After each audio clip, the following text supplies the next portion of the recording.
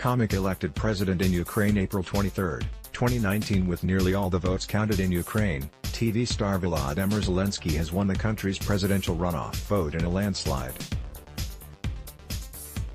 The Central Election Commission says Monday that Zelensky has won 73% of the vote, while the incumbent President Petro Poroshenko received just 24% support with more than 96% of the ballots counted. Unlike in most of the elections in Ukraine's post-Soviet history, Zelensky appears to have won both in Ukraine's west and east, areas that have been traditionally polarized.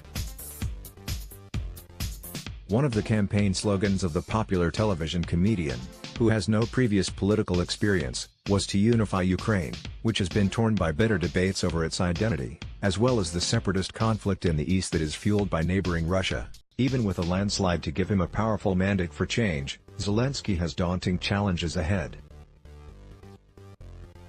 The simmering, deadly conflict in eastern Ukraine and the conundrum over Russia's 2014 annexation of Crimea are likely to dominate the agenda of the man who, up until now, has only played the president in a TV sitcom. Zelensky, a Russian speaker from central Ukraine, has promised to step up efforts to reintegrate the east back into Ukraine's fold, but has offered no details on how he is going to do that.